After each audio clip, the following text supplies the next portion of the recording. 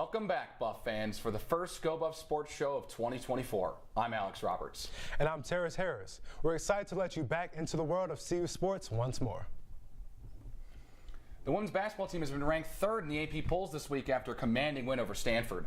A 20-2 run in the third quarter pushed the team over the top, putting the Buffs at 15-1 on the season.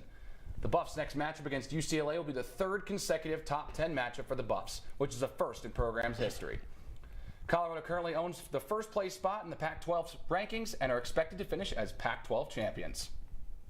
With that number 3 rank will come 2 other ranked challengers to that title from within the Pac-12 over the weekend, starting with the number 5 ranked UCLA Bruins on Friday evening. The Bruins are one of only 4 teams remaining in the conference who have lost 1 game or less, and the Buffaloes have a great opportunity to not only separate themselves from the rest of the conference over the weekend, but set a good tone for the AP poll come Monday morning. This Bruins squad coming up will offer a great challenge for the Buffaloes, as UCLA has looked dangerous scoring from anywhere. Colorado will have to defend both the paint and the perimeter against likely their best scoring opponent so far this season. This matchup will also make school history for the Buffaloes women's team, who will play their first top 5 matchup in program history. The Bruins' only loss of the season, by the way, came last week to none other than the Buffaloes' other opponent over this weekend, the USC Trojans. Number 6 ranked USC, led by freshman phenom Juju Watkins, is set to take on the Buffs on Sunday at 1 p.m. Mountain Time.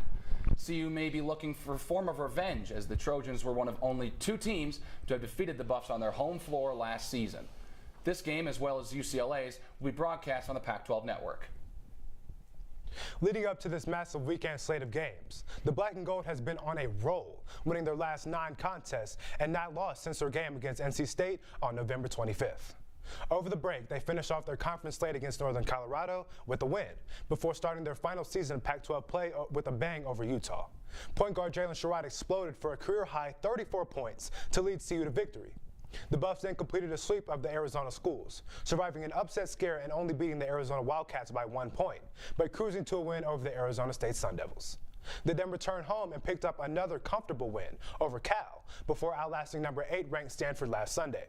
The Buffaloes have utterly dominated the competition in the past 2 months and are now set for possibly their biggest weekend of regular season hoops in recent memory. These historic games for the women's basketball team over the weekend are supposed to draw so large of an attendance that the program announced a claim window for student tickets earlier this week. This marks the first time the team has had to use a claim window ahead of a matchup, which is expected to fill the event center to or even past capacity. Both basketball teams have taken the country by storm during the season so far. The women's team is currently ranked as the 3rd best team in the country, and they're spearheaded by guard Jalen Sherrod. The guard is currently averaging 14 points and 6 assists, and is on the watch list for the Wooden Award for women's basketball. The men's team also has a player to look out for to win the Wooden Award, KJ Simpson. The men's guard is averaging nearly 20 points per game, shooting 51% from the field. And now it's time for the first trivia question of the year. With Colorado's pair of starting point guards each reaching the 1,000-point mark this season, our trivia question is, when was the last time a men's and women's player scored their 1,000th point in the same season? We'll have that answer coming later in the show. The men's basketball team took care of business Thursday night against Oregon. The Ducks came into the game as the only team yet to lose in Pac-12 play, but ended up leaving Boulder with their first loss. The Buffs played great, as KJ Simpson and Cody Williams combined for 55 points in the 86-70 Buffalo victory. This is Lacey Daniel here with Go Buff Sports. The Colorado men's basketball team won 86-70 in a Thursday night matchup versus Pac-12 opponent Oregon. The Buffaloes went into the half leading the Ducks 43-34 before Oregon quickly came out and created a small margin early in the second half. Colorado was able to rally back, and freshman Cody Williams led the team with 23 points and was 10 for 13 in the field, followed by KJ Simpson, who had 22 points and 3 impressive three-pointers. Colorado is now 12-5 in overall play and 3-3 in Pac-12 play. They look to improve the streak versus Oregon State this Saturday. Lacey Daniel, Go Buff Sports. The Colorado men's basketball team started winter break at home with a dominant win over Utah Tech on December 21st, with CU winning by a final score of 98-71. Pac-12 play began 8 days later with Washington coming to Boulder. CU starter Tristan Da Silva and Cody Williams were out with injuries. The Buffs were still able to hold down the Huskies, winning the contest 73-69. On New Year's Eve, the Buffs played Washington State, defeating the Cougars by a score of 74-67. After winning the first 2 conference games in Boulder, the Buffs went on the road. They faced off against 10th ranked Arizona in Tucson on January 4th. The Wildcats defeated the Buffs by 47 points in a crushing loss, scoring 97 points to the Buffs' 50. Colorado traveled to Tempe 2 days later to take on Arizona State. The Buffs trailed by 6 at the end of the first half, and their rally fell 3 points short, losing to the Sun Devils by a score of 76-73. Colorado looked to break the 2 back-to-back losses when they visited the Bay Area on January 10th. The Buffs were up by 14 points and led by as much as 20 against Cal. It looked like an easy win for CU, but the second half was a different story as Colorado's defense collapsed and was outscored by 18 points by the Golden Bears in the second half. California's rally was enough to take down the Buffs, losing yet again 82-78, handing Colorado their 3rd straight loss in Berkeley. After reaching a low, Colorado returned home last Saturday to face USC. At first, the Trojans dominated, leading by 13 points at the end of the first half. It looked like this game was already lost for the Black and Gold. But this time, the Buffs made a mad rally in the second half of the game, outscoring the Trojans by 23 points. Colorado defeated USC 68-58, finally snapping a 3-game losing streak. The 3 losses affected Colorado's standing in the Pac-12, sitting at 3 wins and 3 losses by the end of winter break.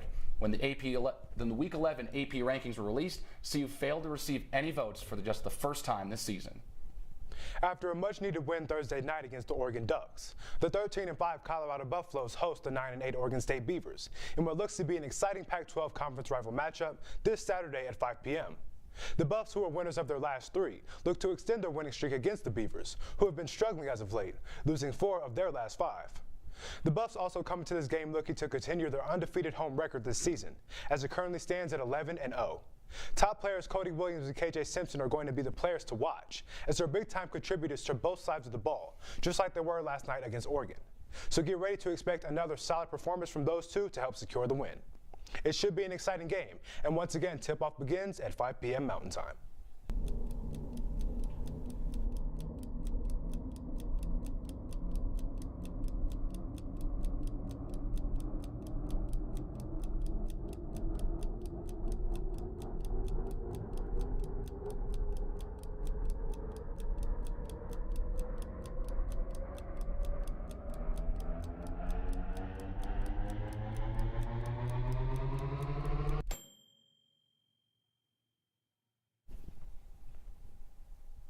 Jordan Seaton will be the most crucial piece to the rebuilding of the Buffalo offensive line. Following a rough final stretch to Coach Prime's first season and several decommits transfer portal departures, Seaton's arrival has rejuvenated the Colorado faithful. With the 5-star plus rating, he comes in as Colorado's highest rated recruit in school history. He is ranked as the 12th best player in his class, the 4th best Floridian player, and the best offensive lineman in the country. The tackle stands at 6'6" and weighs in at 287 pounds, making him a literal anchor for this offensive line. As mentioned before, Shedeur Sanders took the most sacks in the country. During his interview on Indisputed, where he announced his commitment, that stat was brought up. Seaton's answer to that dilemma was simple. He said confidently, "That will never happen again." Simple. There was some more transfer portal action over the break as well, with Colorado receiving 9 transfer commits since our last show on December 8th. Within this list is 4 defensive line improvements, led by 4-star LSU transfer Quincy Wiggins. Also committing to the Buffaloes was 4-star safety from Liberty Preston Hodge, who brings the Colorado 2024 transfer class to 6 4-star commits. As of Friday the 18th, the Buffaloes are ranked as the number 5 transfer class so far in college football by 24/7 Sports. As for the outgoing transfers, 3 players have entered the portal, those being safety Jaquez Robinson and wide receiver Willie Gaines, who haven't committed to a school yet. However, cornerback Kendrick Breedlove, who entered the portal on New Year's Day, announced on January 7th that he's committed to play for the Purdue Boilermakers. As of today, 12 players have entered the portal from Colorado, where 6 players have already announced their outgoing commitments. The second side of Coach Prime's recruitment process has been highly scrutinized by the college football world, with many saying a good transfer class means nothing if you don't have a good high school commits to establish a future for the team. Prime responded big time, gaining the official commitment of one of the most highly touted recruits in the entire nation, 5-star offensive lineman Jordan Seaton. Seaton is the marquee incoming freshman recruit that many doubted Prime had the ability to pull off, but he's not alone. The officially signed incoming freshman class also includes 3 4-star players, receiver Draylon Miller, athlete Cameron McKell, and defensive lineman Brandon Davis Swain. The class so far is rounded out by another defensive lineman, 3-star recruit Eric Brantley, and 3-star running back Micah Welch. One of the biggest struggles of Prime's inaugural roster at CU was the linemen on both sides of the ball, and the high-powered additions made to address that issue should go a long way in the next few years. Former WWE superstar Bill Goldberg's son, Gage Goldberg, has committed to play for the Buffs in 2024. Bill is not only a WWE Hall of Famer, but played defensive end in the NFL as well.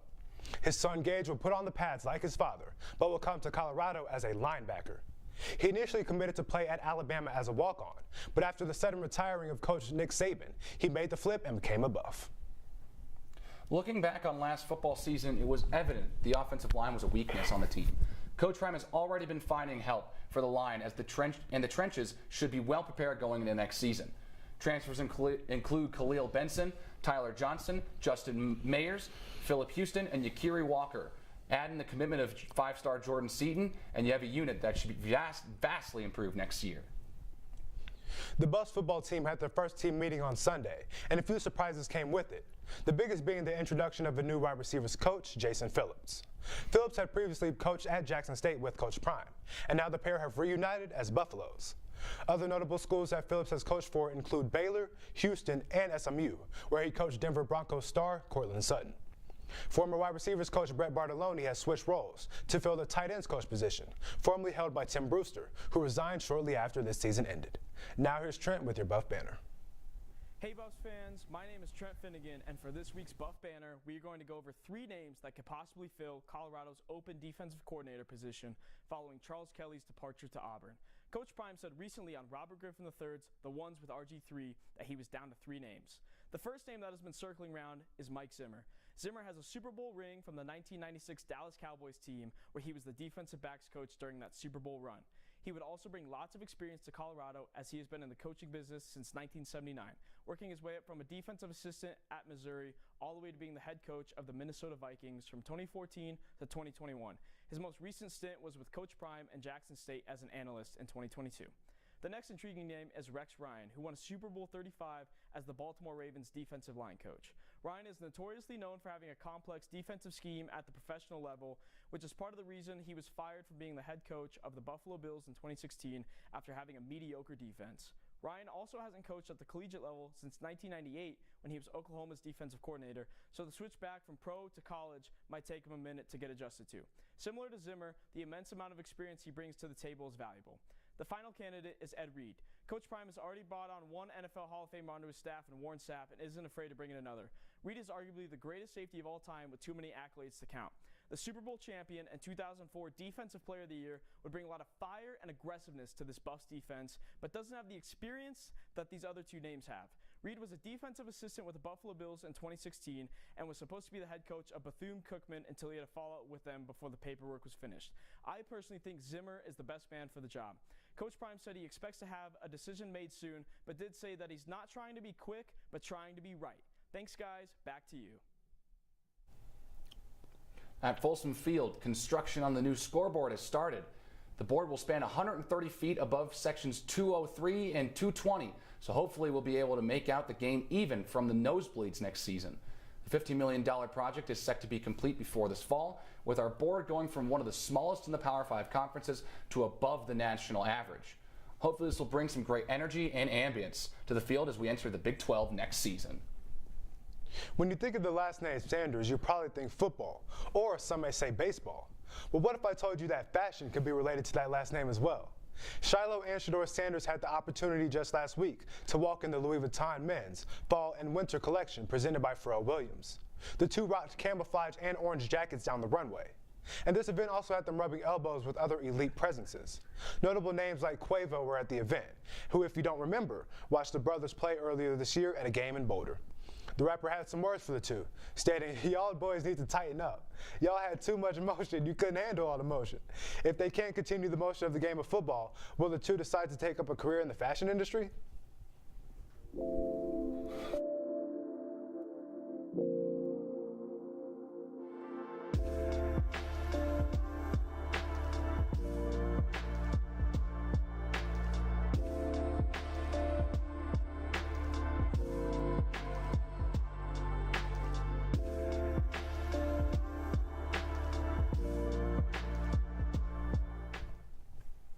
Over the break, the CU Boulder ski team started competing. Since the beginning of January, CU Boulder's D1 ski team has attended 5 events. The Division I ski team is comprised of 2 different teams, Alpine and Nordic. The Alpine team has been making ripples within their division. The most notable athlete on the CU men Alpine team is Philip Walkvist. The freshman from Norway won his first collegiate race at the Westminster Invitational. The Nordic team has also been making large advancements with senior Will Koch. Koch won the freestyle sprint at the U.S. National Championship. The CU free ski team has also started their competitions. In the coming weeks, CU ski teams will be participating in more competitions. Next week, CU Boulder students and U.S. ski team athlete Svea Irving will be participating in the 2024 X Games in Aspen, Colorado. To keep up with CU ski teams, visit our website at /wintersports. In track news this week, the Buffs grabbed several podiums in their own Potts Invitational. Kara Luck and Ali Routledge finished first in their jump events, with Luck at full foot ahead of second place. Earlier this week, Luke Dry finished second in the men's lineman classic 400-meter invitational, along with 2 other Buffs in the top 10. Sam Beckham also finished second in the 200-meter invitational, with Nick Gehring behind in 8th place. In other pretty cool track news, football running back Dylan Edwards was announced to be joining the team as a sprinter, per Brian Howell on Twitter. The tennis team opened their season for the 2nd time in a row at 1-0 in California this last weekend, beating UC Riverside 7-0 at the SRC tennis courts last Saturday. The Buffs swept doubles with 2 new pairings, Emma Bubalo and Mila Stanojevic, as well as Anya Nelson and Ellis Ventura. The Buffs then swept all 6 single spots, kicking off their spring season with a strong start. After the win, head coach Anthony Pham said, "The bar is high for these players, and so far they're holding up to their standards." The Buffs will return to California at the ITA kickoff against number 4 Stanford next Friday, hopefully defending their record. The Colorado Division I hockey team started their 2nd semester on the road against the 3rd-ranked University of Central Oklahoma. When the Broncos last visited Boulder, they took down the Buffs with 7-1 and 8-2 respective final scores. This past weekend showcased a fight, forcing overtime in both meetings, losing Game 1 3-2 and Game 2 4-3.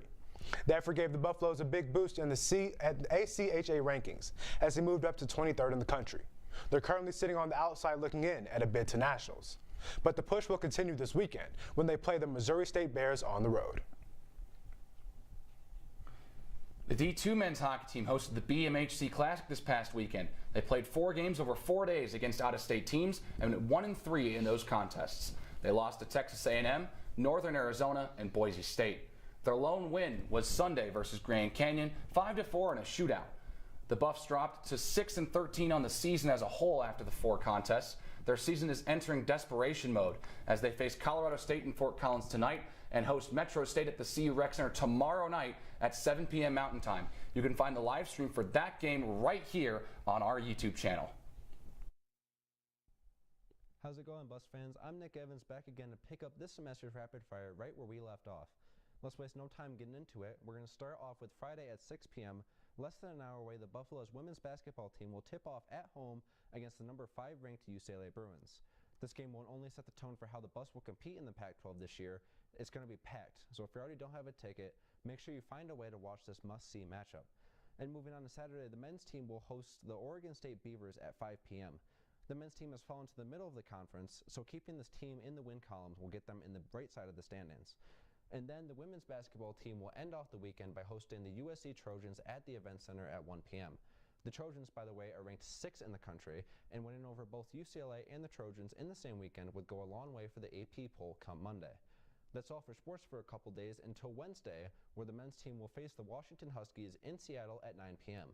That's all for this week's Rapid Fire. Once again, I'm Nick Evans, and back to you guys at the desk. Now is the time for the answer to our trivia question. The answer to when was the last time a men's and women's player scored their 1,000th point in the same season is, drumroll please, 2006 and 2007 when Richard Roby and Jackie McFarland both made the 1,000-point club. Now it's time to reveal our play of the week. Unfortunately, we didn't have quite enough action over this last week to give you all a poll to decide a winner on our Twitter. However, that makes this week rather obvious. Drumroll, please. The winner, earning a number 5 placement on Monday's SportsCenter Top 10 Plays, is Kendall Weta. Her half-court shot to beat the first half buzzer against Stanford set a historic CU Event Center crowd into a frenzy. It also helped carry the Buffs' momentum into the second half, ultimately resulting in a 71-59 win over the number 8 ranked Cardinal. And that concludes our first show of the semester. We're just getting started here at ScoBuff Sports. We have a lot of great content heading your way throughout this spring semester. And we wish the women's basketball team the best of luck as they get ready for the first ever top 5 matchup in program history. That'll do it for us here at ScoBuff Sports. Remember, you heard it here first. ScoBuffs!